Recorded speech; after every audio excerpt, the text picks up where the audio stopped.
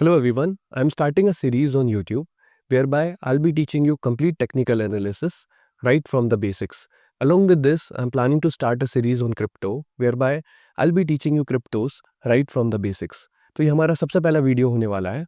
इस वीडियो में मैं आपको बताऊंगा कि टेक्निकल एनालिसिस क्या होता है, टेक्निकल एनालिसिस और फंडामेंटल एनालिसिस में डिफरेंस क्या है और आपको करना क्या चाहिए।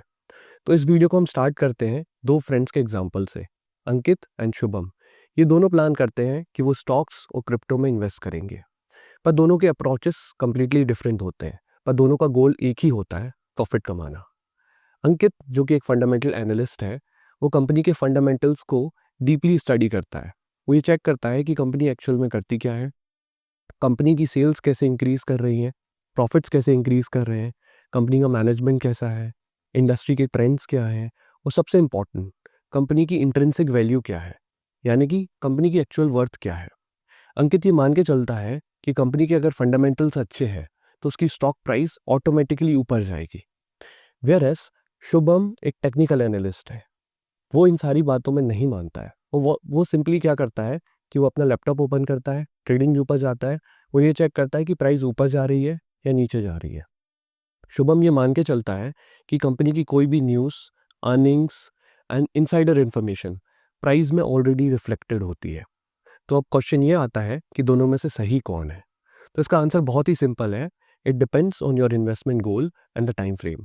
अगर आप किसी भी एसेट में लॉन्ग टर्म के लिए इन्वेस्ट करना चाहते हैं तो फंडामेंटल्स बहुत ज़्यादा मैटर करते हैं, वेयर एज टेक्निकल एनालिसिस आपको उस एसेट में एक राइट टाइम पर एंट्री और एग्जिट प्रोवाइड कर सकता है।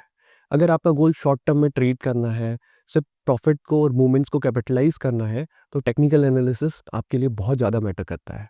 मैं आपको पर्सनली सजेस्ट करूंगा कि आपको दोनों का यूज़ करना चाहिए। चलिए अब हम डिटेल में समझने की कोशिश करते हैं कि टेक्निकल एनालिसिस में एक्चुअली में होता क्या है। देखिए, टेक्निकल एनालिसिस तीन कोर प्रिंसिपल पे बेस्ड है।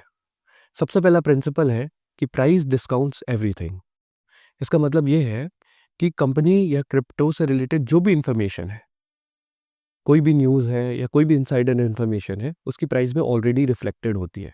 अगर कंपनी के साथ कुछ अच्छा होने वाला है तो प्राइस ऊपर जाती है, अगर कंपनी के साथ कुछ बुरा होने वाला है तो प्राइस पहले ही गिरना स्टार्ट कर देती है। जो सेकंड हमारा कोर प्रिंसिपल है वो ये कहता है कि price moves in a trend. Market कभी भी रैंडमली मूव नहीं करते हैं, वो एक पैटर्न में मूव करते हैं। या तो वो ऊपर जा रहे होंगे, या तो वो नीचे जा रहे होंगे, या तो वो साइडवेज होंगे। जो थर्ड कोर प्रिंसिपल है वो ये कहता है कि history tends to repeat itself. That means कि हिस्ट्री अपने आप को रिपीट करती है। चार्ट्स में कुछ ऐसे पैटर्न्स हैं जो अपने आप को बार बार रिपीट करते हैं। ये इसलिए होता है क्योंकि ह्यूमन का जो बेसिक नेचर है, फियर, ग्रीड और पैनिक, ये हमेशा सेम रहता है, ये बार बार रिपीट होता है। टेक्निकल एनालिसिस में हम कुछ टूल्स का यूज़ करते हैं। सबसे पहला टूल है चार्ट्स। हम चार्ट्स में डिफरेंट टाइप के चार्ट्स होते हैं, कैंडल स्टिक चार्ट्स हो, लाइन चार्ट्स होते हैं, बार चार्ट्स होते हैं। हम इन चार्ट से ये आइडेंटिफाई करते हैं कि प्राइस एक्चुअली कर क्या रही है। सेकंड टूल है हमारा ट्रेंड लाइन, जो हमें ये बताता है कि प्राइस किस ट्रेंड में जा रही है, क्या वो प्राइस ऊपर जा रही है, नीचे जा रही है, या फिर साइडवेज है। जो हमारा थर्ड इंपॉर्टेंट टूल है वो है सपोर्ट एंड रेजिस्टेंस। हमें ये बताता है कि प्राइस कहाँ से बाउंस बैक कर रही है और कहाँ से रिवर्स कर रही है। फोर्थ हमारे इंपॉर्टेंट टूल्स कुछ इंडिकेटर्स है जो हमें मोमेंटम या ट्रेंड को कंफर्म करने के लिए हेल्प करते हैं। एग्जांपल के लिए कुछ इंडिकेटर्स है आरएसआई, मैकडी, इचिमोको क्लाउड्स। इनको हम डिटेल में आगे जाके समझने की कोशिश करेंगे। अब हमारे दिमाग में एक इम्पॉर्टेंट क्वेश्चन आता है कि टेक्निकल एनालिसिस काम कैसे करता है।